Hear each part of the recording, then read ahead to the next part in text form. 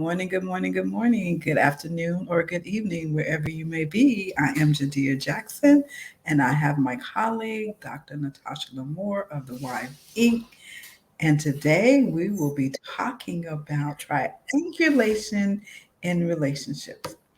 And this is a very timely topic in that we never think about triangulation. And first, I want to talk about what it looks like. So it looks like when we bring a third person into our relationship. Sometimes they insert themselves into our relationship, but that's why we refer to it as triangulation. Now, the reason that we would invite a third person into our relationship is so that we can get them to side with us, and thereby we get to control the narrative. We get to control the outcome. When more than one person is in agreement with us, then that causes us to think that we're right about what's going on. However, I want to just take a moment and have Dr. Lamar, since she does work with couples and that's her area of expertise, relationships, marriage. What is your thoughts about triangulation? And families, ma'am. No, I'm joking. Thank So, you. I'm just being funny. So the first thing that is important to understand when we're talking about triangulation, it is a family systems term, right? Terminology that is used for a family system, but it can definitely impact um, relationships that are intimate partner or like siblings or anybody where there's an additional person added into the core relationship. Another thing that is super duper important to understand is that triangulation is considered a dysfunctional thing, right? So when people are triangulating, it's not something that is typically seen as positive because it is actually someone attempting to invite or introduce another person to create this level of balance. And the issue and the dysfunction is a person brings somebody else in due to their lack of being able to advocate for themselves, or like you mentioned earlier, wanting to have someone to side with them so that they can appear to be the majority, right? And it's also a form of manipulation. So that's kind of when I see triangulation, kind of my thoughts and some of the definition behind it. So yeah. Yeah, and so then the thing that we need to be mindful of, because I recognize that it happens with sometimes when we're children, and our parents can bring us into their relationships. And sometimes we, as children, will insert ourselves into our parents' relationships. And even though we won't say anything, we have this feeling about what's going on in their relationship. And we may even begin to align with one parent over the other parent without really understanding and knowing the full depth and breadth of what's going on in the relationship. But when a parent deliberately insert their children into their relationship, it creates damage for the child as well, because in that moment children will attempt to protect. They feel that they need to protect their mother or even their father, but I don't know if I see it more with mothers than I do with fathers, but I do know that there's this desire to protect a parent from emotional harm or definitely physical harm.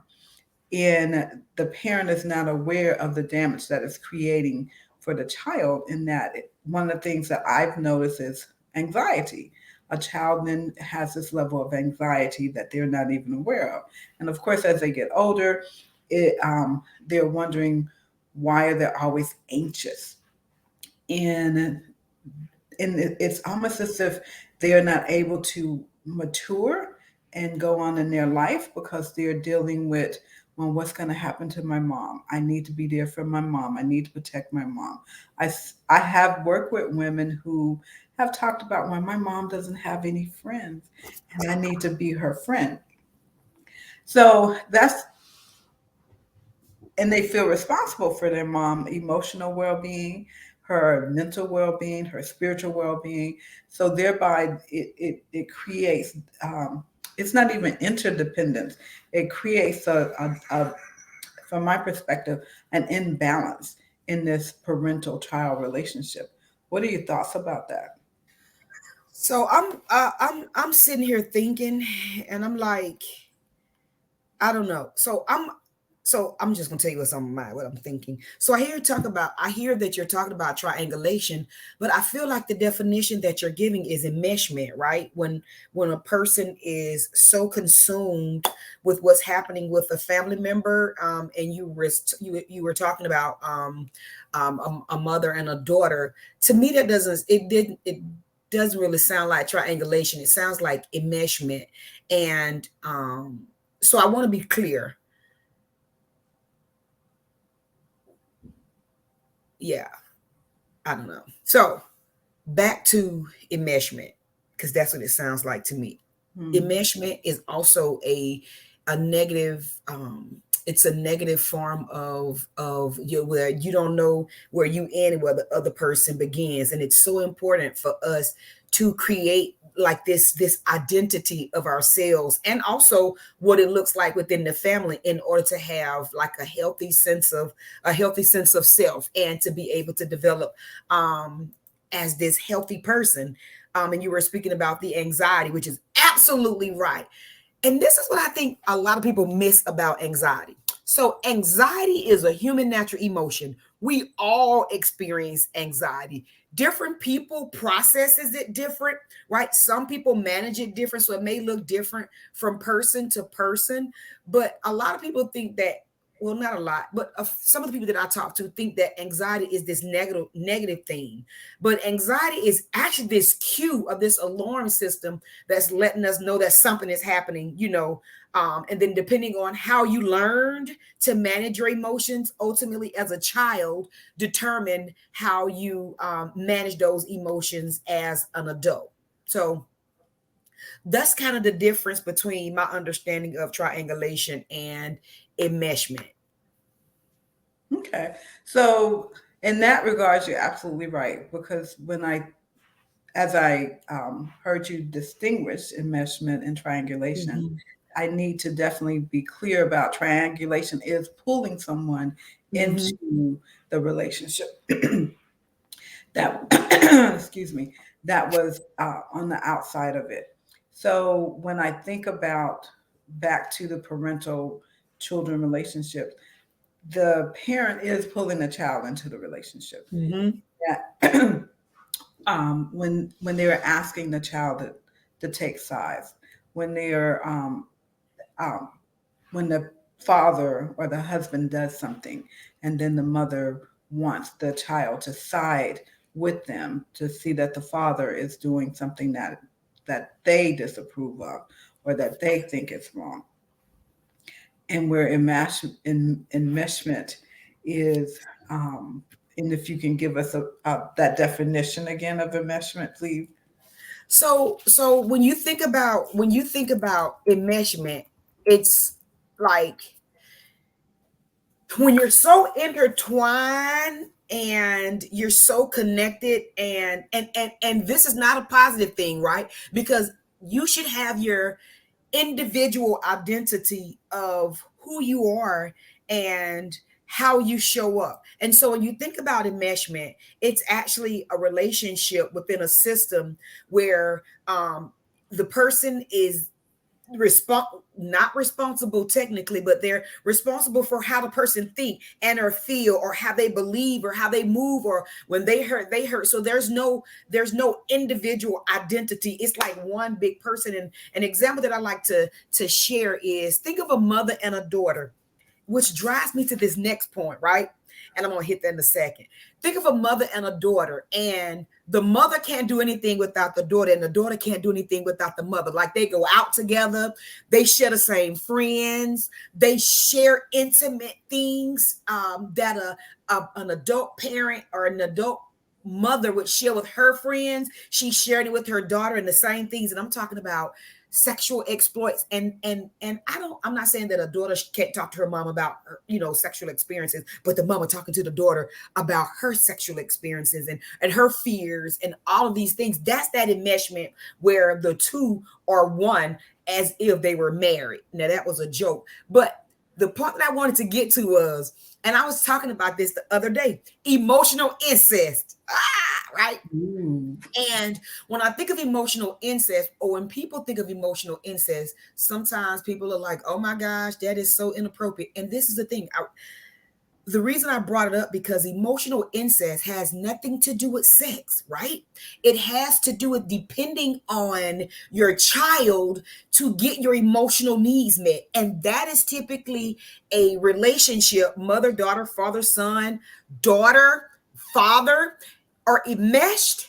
Can also have that emotional incest where the mom is, the mom or the dad is looking, to the child for emotional support. I give an example: a mother and a son.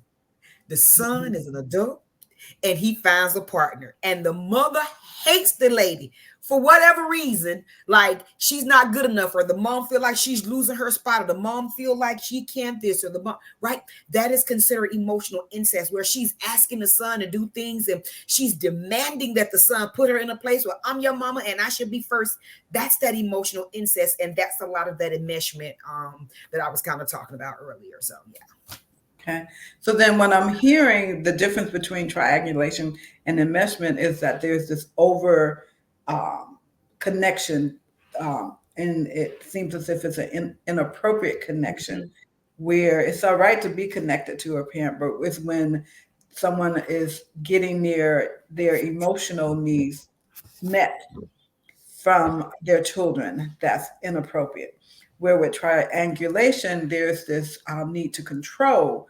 And so the person is pulling someone in to control the narrative and to control, to maintain their control within the relationship, or if it's an argument, or if it's a belief or whatever. Okay, so that's important. And I like what you said about emotional incest. Like, oh,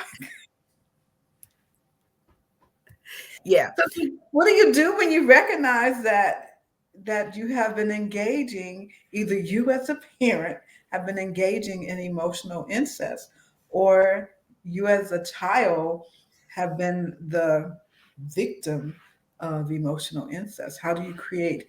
Because now I'm thinking that there's a boundary that is not, there's a lack of a boundary somewhere in there. Right.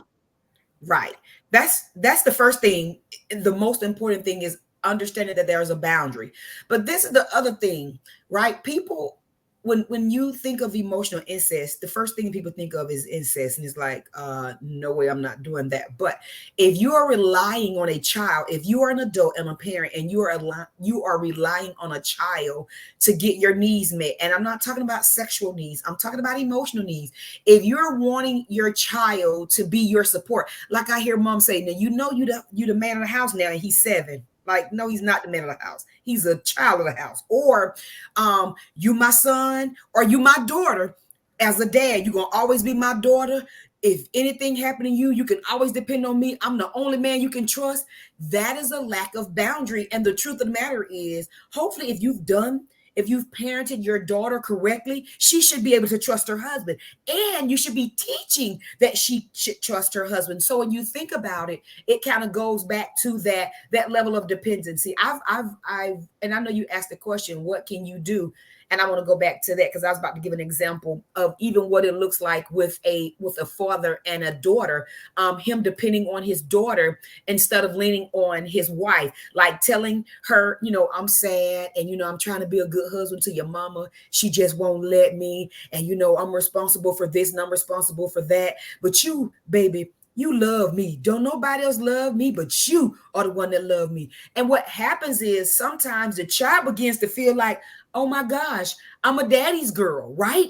And Mhm. my dad loves me so much. And then there's this negative thing where that's when the triangulation can come in. So now it's father and daughter against mom. So now they're looking at mom like, you the two-headed monster that's tearing this family apart, and so on and so forth. And so that is the difference between that triangulation and enmeshment. But the first thing that needs to happen is you need to identify first, why am I seeking to create a relationship with my daughter or my son that negatively impacts the relationship that my daughter or son has with their mom or dad, or with my partner. So first looking at that, because I'm gonna tell you something. Some parents are offended and don't even realize that that's what's kind of happening. So first, I would say identifying that it's happening and then the need for it to happen to make a change. Okay. That's very good information to be Yeah, mindful of, is recognizing the need for it to happen so that you can begin to create, I guess, a pause so right, that then you can then implement healthy boundaries. right. That's what it goes back to. It goes back to those healthy boundaries. And you said that first. When you have unhealthy boundaries, you have unhealthy relationships across the board, period. Ooh. That's our tagline. Unhealthy boundaries, unhealthy relationships. Ooh, yeah. Well, that's it for today. Thank you for tuning in. Once again, I am Jadea Jackson at You Are Worthy and Dr. Lamar at The Wives Inc. And we'll see you on the next go. Bye. Bye.